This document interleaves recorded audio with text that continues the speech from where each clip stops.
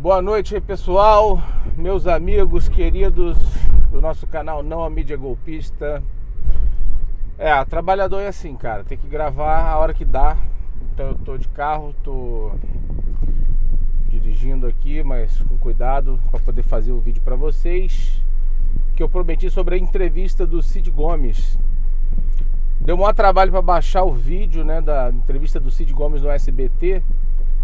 E o Christian, coitado, teve o maior trabalho para fazer uma edição lá, para pegar os melhores trechos, as melhores partes para vocês. E aí quando ele jogou, bloquearam por direitos autorais. Então assim, eu ouvi 2 vezes a entrevista. Eu vou tentar passar para vocês assim um resumo do que foi que o Cid colocou. Bom, a entrevista começa com os repórteres lá perguntando para o Cid Gomes sobre aquele episódio do Eduardo Cunha. E aí ele explica a situação, né, que aconteceu, porque ele falou aquela coisa dos 300 achacadores no Congresso e tal, e que aquilo foi gravado num ambiente fechado, numa universidade e tal, e aí vazou. A Dilma, né, como é característica dela, né, jogou o cara aos leões.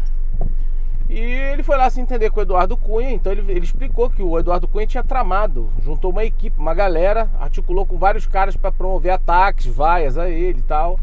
E como ele não aprendeu ainda a levar desaforo para casa, que é uma característica do Cid, né, assim como o Ciro também, e ele foi lá, botou o dedo na cara mesmo do Eduardo Cunha, chamou de achacador e tudo, e disse que não se arrepende de nada que fez em relação a isso. E ponto final. Depois foi perguntado a ele sobre aquela questão do PT lá, aquela treta que rolou quando ele foi gravar aquele apoio, né, cara? Aquele vídeo de apoio que eu acho que o PT deve ter se arrependido amargamente de ter pedido, mas tudo bem. E perguntaram por quê. O repórter disse o seguinte, falou, poxa, mas em seguida você gravou um outro vídeo, depois, alguns dias, dizendo não, um vídeo formal, tipo assim, tô apoiando o Haddad e tal. Como se tivesse negado tudo que você tinha feito no vídeo anterior. Ele explicou que não.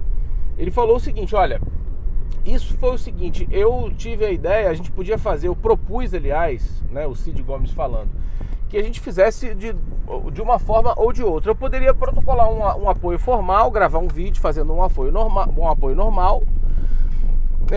Olha, nós apoiamos o Fernando Haddad para segundo turno, etc e tal. Assim, não só o PT, mas outros partidos também estavam organizando uma frente, né, liderando uma frente para declarar esse apoio. Ou então a ideia era que aquilo fosse feito, que dessem um exemplo a partir do PT do Ceará, que dessem um exemplo de que o PT precisava fazer um meia-culpa, admitir seus erros, né, certos erros, e pedir desculpas. Porque o que ele coloca ali, a questão é que é o seguinte, que devido à generosidade que é inerente ao povo brasileiro, ele entendeu que se fazia necessário o PT admitir esses erros, tendo em vista o antipetismo que estava muito em evidência, que é óbvio que todos nós já tínhamos percebido isso. Na verdade, quem ganhou a eleição nem foi o Bolsonaro, foi o antipetismo, porque muita gente votou no Bolsonaro contra o PT, né? Lógico que o Bolsonaro tem lá os seus seguidores, né? Mas o seu percentual não ultrapassava a margem dos 20% há meses, durante meses.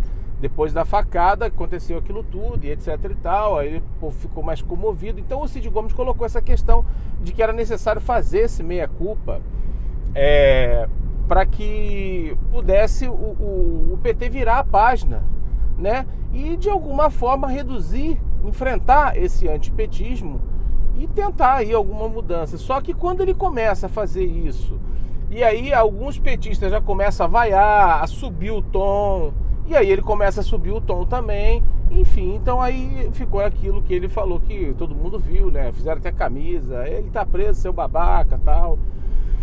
Em relação a isso, a questão do Bolsonaro, que ele já pergunta logo de cara do Paulo Guedes, né? O repórter pergunta sobre o que ele acha da questão da economia. Segundo o Cid Gomes, ele acredita que não se sustenta essa relação do Paulo Guedes com o governo Bolsonaro até junho de 2019. para eles, na festa de São João, essa relação já acaba, ou então haverá um profundo desgaste no governo do Bolsonaro por conta das incompatibilidades do Paulo Guedes e sua equipe com até a figura do Bolsonaro, que posa de nacionalista, de defensor da pátria e etc e tal. E o Paulo Guedes é um tremendo de um entreguista, e a turma dele então mais ainda.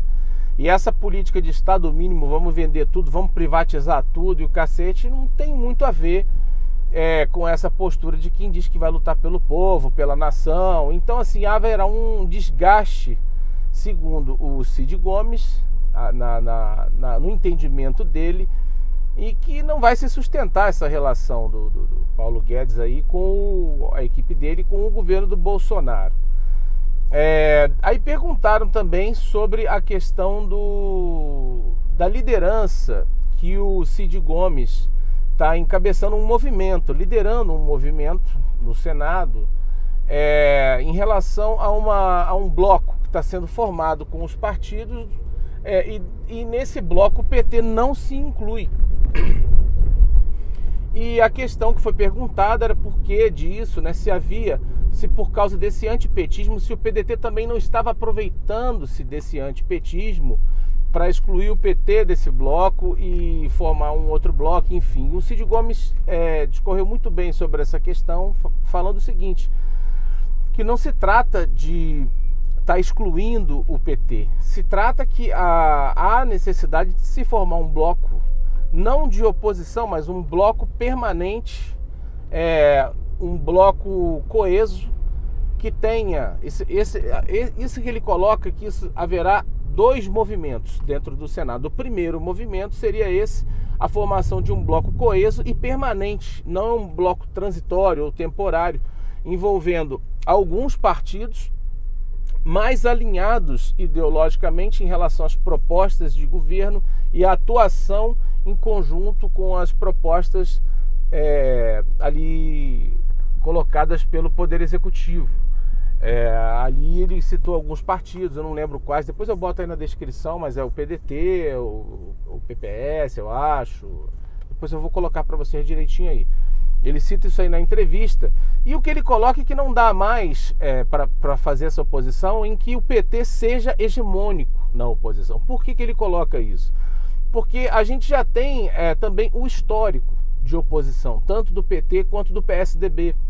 Então esse modelo de oposição, de você criticar e ser oposição ao outro, quando o outro está fazendo aquilo que quando você está no governo você também faz, ou seja, não dá mais. O PT fez a oposição, apoiou o impeachment do Fernando Collor, e quando o Itamar assumiu, o PT ficou contra o Itamar, também não quis apoiar o Itamar. Aí depois entra Fernando Henrique Cardoso e tudo. Nesse tempo todo aí, o PT entrou com 50 pedidos de impeachment.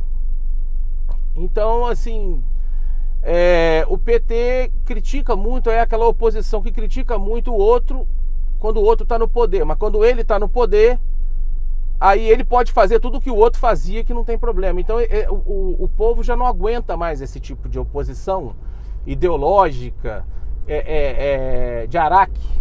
Então agora existe uma necessidade, inclusive, de uma formação de um bloco mais coeso e responsável até para se fazer a oposição. Foi isso que o Cid coloca nessa entrevista, e que a necessidade desses dois movimentos, um de criar esse bloco mais coeso e permanente, alinhado ideologicamente com as propostas que são de interesse nacional e do povo brasileiro, e esse bloco com certeza será liderado ali por ele, pelo PDT e tal, esse num primeiro movimento. E num segundo movimento já vai haver um outro bloco em busca de conquistas de maiorias. Então nesse aspecto que cabe no caso, uma aliança com outros partidos que não se alinhem tanto ideologicamente com esse primeiro bloco, com esse primeiro movimento que seria montado. Então aí entraria um espaço para, de repente, o Podemos, ou conversar com o DEM, com qualquer outro, desde que eles estejam voltados para os mesmos interesses em relação às propostas que forem ali colocadas para serem votadas, de interesse popular, e etc e tal. Então, o Ciro coloca assim de uma forma bem clara que, resumindo para vocês, não que o PT vá ficar isolado, mas resumindo para vocês, o PT ele vai ter que pedir por favor para fazer parte da oposição a partir de agora, porque o PT não lidera mais porra nenhuma, não manda mais em nada. Tá? E isso aí, pode escrever, pode anotar aí a data desse vídeo que a gente está publicando aqui, até porque não é nem arrogância não da nossa parte, mas vocês podem ver aí do pronunciamento do Ciro Gomes, que todo mundo estava esperando, na véspera da votação do segundo turno. Eu publiquei um vídeo de tarde, na sexta-feira, e o Rubem Gonzalez publicou um outro à noite, dizendo que, não era pra galera do Ciro ficar fazendo campanha pro Haddad, botar logotipozinho do Haddad no perfil, caralho, não, porra. A gente tem que começar a entender nas entrelinhas o que as pessoas estão querendo dizer, o que Ciro quer dizer, o que Cid quer dizer. Porque tem um monte de militante de Ciro que não sabe nem o que Ciro quer. E tem coisas que Ciro pode falar, tem coisas que Ciro não pode falar, tem coisas que eles não... o PDT pode falar, tem coisa que não pode falar. Então cabe a nós usar o raciocínio, o cérebro, para poder tentar entender nas entrelinhas quais são os objetivos aí e as estratégias que eles têm, né? E do que eles esperam, o que eles esperam de nós. Então, em relação a isso, fica muito claro que o PT ele não tem nenhuma condição agora de liderar nada, de ser hegemônico no que tange a oposição, né? E nisso ele falou sobre outros temas também na entrevista, né? Perguntaram sobre a questão do Sérgio Moro. Ele diz que de uma certa forma é até bom para a gente ver o Sérgio Moro como político oficialmente, porque o Sérgio Moro sempre foi muito mais político do que juiz, isso é um fato, mas ele não vê assim com bons olhos a relação meio que promíscua que já existe entre o Poder Executivo e o Judiciário, uma vez que o Sérgio Moro não hesita em nenhum instante a aceitar um cargo de ministro, que é um cargo vinculado ao Poder Executivo, onde o cara tem que prestar conta ao presidente da República, está subordinado ao presidente da República, e o próprio presidente da República, o Bolsonaro, já anuncia que vai indicar o Sérgio Moro para ser ministro do STF em 2020, ou seja, o cara, ele é político e juiz ao mesmo tempo. Ele vai ficar como super-ministro no Executivo e super-ministro no Judiciário. Daqui a pouco entrega a chave do país para o Sérgio Moro de uma vez, então, né? Mas enfim, ele não falou isso não, o Cid não falou isso não, isso é eu que estou falando. Mas o Cid Gomes falou disso, que ele não vê assim com bons olhos, até porque a questão do Sérgio Moro, ele vai ter que mostrar agora que ele realmente é político, de verdade, não é só no gogó, né? Porque a postura, a gente já vê que ele não tem uma postura de um magistrado, porque magistrado tem que se manifestar nos autos. Magistrado que gosta de holofote, que gosta de viver como um popstar, dando entrevista, aparecendo em Fantástico, ganhando prêmiozinho da Globo, passeando, tirando foto com Dória, em eventos nobres e o caralho. Assim, isso aí pra mim não é magistrado, você me perdoe, mas a minha opinião, tá? Essa é a opinião do Cláudio. Então o Cid coloca isso também, porque ele vai ficar responsável, parece, pela segurança pública, que é um problema gravíssimo que a gente vem enfrentando aqui hoje. Então, vamos ver o que o Sérgio Moro vai fazer, né? Vamos ver os resultados, vamos aguardar. Perguntaram sobre a questão do aumento do STF, que foi proposto agora. O Cid Gomes colocou que ele não pautaria isso agora. Se ele fosse o presidente do Senado, ele não colocaria isso agora em pauta. Não que não seja justa a questão da reivindicação dos magistrados, mas isso não é um momento para ver isso agora, ainda mais no final de mandato, né? Ou seja, um momento inoportuno. Ele falou também, deixa eu ver aqui, sobre a questão das montadoras, da isenção fiscal de 2 bilhões para as montadoras de automóveis, que foi aprovada aí na calada da noite aí da Câmara, que ele se referiu a isso como o que chamam de pautas bombas, né? Uma irresponsabilidade aprovar isso num final de mandato, num fim de farra de governo, né?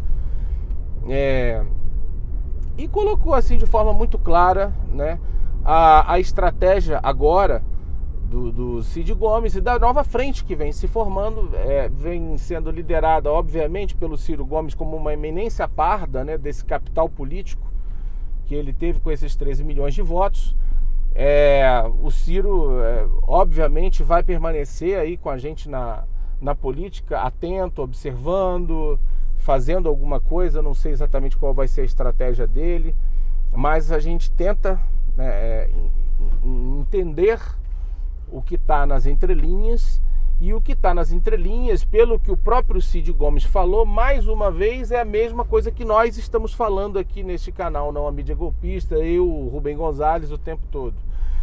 Que nós não vamos fazer aqui oposição a Bolsonaro, botar vídeo que o Bolsonaro aí, você é o caralho, é fascista, analfabeto. Não vamos fazer porra nenhuma disso, porque Bolsonaro, ele é o nosso presidente. Ele é o presidente do Brasil escolhido pelo povo brasileiro. Então, enquanto ele nos respeitar, nós o respeitaremos como presidente. E o Cid Gomes também deixou isso muito claro, que ele, apesar de não ver com muito bons olhos que poderia dar certo esse governo, pelo que ele já está vendo se desenhar, ele respeitosamente, em relação ao processo democrático, ele diz, inclusive, que não fará prognóstico sobre um governo Bolsonaro, entendeu?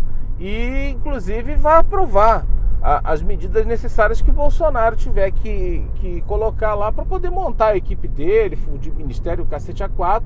E isso é uma prerrogativa do presidente da República, de montar a casa como ele quer, do jeito que ele quer. Depois que as ações começarem a ser feitas, sim, é que aí se faz uma oposição responsável, considerando o valor, o teor que realmente tem cada proposta apresentada pelo presidente e pela sua equipe. É óbvio que vai haver dentro do Congresso uma oposição sistemática, assim como haverá também uma situação sistemática, né? O PSL, por exemplo, que é o partido do Bolsonaro, obviamente vai ser aquela situação sistemática. Olha, o governo está mandando, vamos aprovar. E também haverá uma oposição sistemática, que provavelmente vai ficar com o PT e a sua turma de identitário do caralho, aquela galera lá, que só serve para dizer que Bolsonaro é fascista, sou contra, Bolsonaro é isso, vai matar os gays, vai matar os negros e o caralho, então nós somos oposição e foda-se, não lê nem a porra do projeto de lei que o cara coloca. Então esse tipo de oposição irresponsável, que normalmente o PT já vem fazendo, isso não é novidade para ninguém, o PDT não vai fazer. Inclusive o PDT está liderando esse grande bloco que está se formando para construir de fato uma oposição diferenciada às que a gente tem visto nas últimas décadas. Tem feito tanto mal ao país. O que o Cid Gomes deixa bem claro é isso. Pulei alguma coisa ou outra aqui, que é óbvio que senão o vídeo já está com 17 minutos. A entrevista foi quase 50 minutos, acho 46 minutos, uma coisa assim. Então eu dei uma pincelada rápida aqui para vocês pelo que eu pude entender. E fica aí a dica, fica o recado dele nas entrelinhas, de que não é pra gente ficar atacando agora Bolsonaro e nada disso não, né? E em relação eles perguntaram se o Camilo Santana sairia do PT e tal, ele falou que não. Ele falou que não tem nenhum problema. Ele falou que nada do que aconteceu entre o primeiro turno e o segundo turno das eleições interfere na relação dele, tanto com o Camilo Santana quanto com o PT do Ceará, né? E ele destaca isso, que o governo do PT do Ceará, o governo do Camilo Santana, foi o governo que teve a maior aprovação popular do país e o governo que ele apoiou. Então, assim, a relação dele continua sendo muito boa, tanto com o PT quanto com o Camilo Santana no Ceará. E perguntaram para ele também em relação ao Tasso Gereissati, se o Tasso Gereissati poderia ser o presidente do Senado. Ele já de antemão ele já coloca que o Tasso Gereissati, como pessoa, a competência dele como pessoa e parlamentar, ele pode sim perfeitamente assumir a presidência do Senado. E que nessa coisa que eu coloquei aí do segundo movimento, da conquista de maiorias através de outros partidos, né, buscando um entendimento com outros partidos que não façam parte desse primeiro blocão, que estão mais alinhados politicamente, entra também uma boa fatia do PSDB, haja visto o que aconteceu com essa traição do João Dória, com esse ressentimento de uma turma grande que tem do PSDB aí, que tá puta pra caralho dentro das causas, entendeu? Então, ou seja, o racha que está havendo dentro de alguns partidos.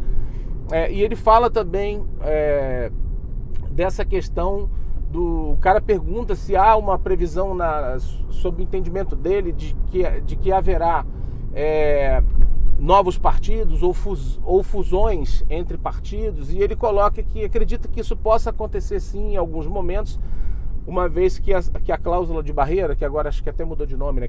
Cláusula de desempenho, uma coisa assim, fez com que vários partidos não conseguissem atingir a meta deles, inclusive o PCdoB parece que ficou fora, o PHS, vários outros aí. Então é um movimento natural que provavelmente aconteça, essa dança das cadeiras, essas mudanças aí que haverá dentro do quadro do Congresso.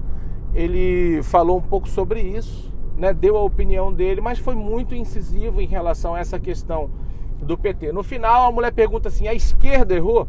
E ele foi bem claro quando ele disse assim, o PT errou. O PT errou profundamente. E aí a mulher fala assim, não, mas não foi só o PT, não sei o que. Ele falou, olha, não é questão de ser só o PT, até porque eu não estou colocando, satanizando, demonizando o PT, como se o PT só tivesse errado, até porque o PT também acertou muito. Tanto que o próprio PT no Nordeste mostrou isso. Governos lá que foram eleitos com uma imensa maioria, ou seja, porque não se afastaram da pauta mais ligada aos movimentos populares, aos interesses do povo. Mas o PT errou muito, errou profundamente na questão do aparelhismo, né? Nessa questão de não fazer o meia-culpa, não admitir os erros, não pedir desculpas e não tentar virar a página. E ele não tocou nesse assunto, mas aí eu vou tocar para ele, né? Sem contar que o PT errou na canalice que fez, que foi nessa alta traição e que fez com que Bolsonaro se tornasse o presidente da República, porque isso que o PT fez com o Ciro Gomes em relação às sabotagens e traições à sua candidatura, o Cid Gomes elegantemente, por ser um senador, não colocou isso no programa, mas eu que não tenho porra nenhuma a ver com isso, eu falo mesmo e que se foda, que o PT foi um puta de um traidor, e ao traidor nada mais justo do que colher a traição, que é o que o PT merece e é o que certamente acontecerá no decorrer de 2019. E o que sobrou do PT de bom, que ainda existe, eu não estou demonizando o Partido dos Trabalhadores, até porque tem muita gente boa dentro do PT, governos bons inclusive, só que o que sobrou de bom ou se reestrutura, se renova, faz o meia-culpa, faz a autocrítica, porque chegou a um limite, que ele coloca isso também no programa, o Cid Gomes, chegou a um limite que está insustentável aguentar o PT sem que ele faça essa autocrítica, essa meia-culpa e se modifique, né, tanto com a sua postura em relação aos demais partidos e em relação ao povo brasileiro, deve satisfação, deve desculpas ao povo brasileiro, a militância, né, petista, aqueles que sempre acreditaram e depositaram ali a sua confiança no partido. Então, enquanto o partido não fizer isso, eu digo isso até porque nós, como seres humanos, precisamos fazer isso, né, às vezes.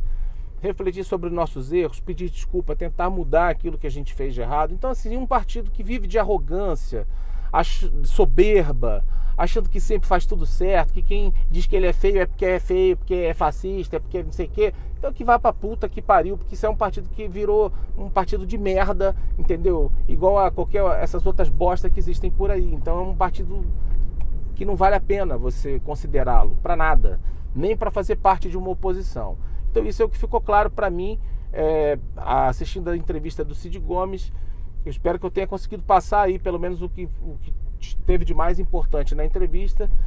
Quem não conseguiu ver, eu vou tentar ver se eu coloco depois a descrição aí do vídeo completo, tá? O link, mas aí tem que acessar lá pelo site do SBT, porque o Silvio Santos não quer deixar a gente botar essa porra aqui, tá bom? Então fica aí, galera, um abraço pra vocês. E eu não pedi no início, vou pedir agora, porra. Se você gostou, curta aí nosso canal, dá uma força pra gente, que a gente tá na batalha aí, você viu? Eu tô dirigindo aqui, tô fazendo merda, né? Se o nego me pegar aqui, vou pagar multa e tudo. Mas é o jeito que eu encontrei pra poder gravar o vídeo pra vocês aí, saindo do trabalho. Então tamo na luta. Falou? Um abraço, galera.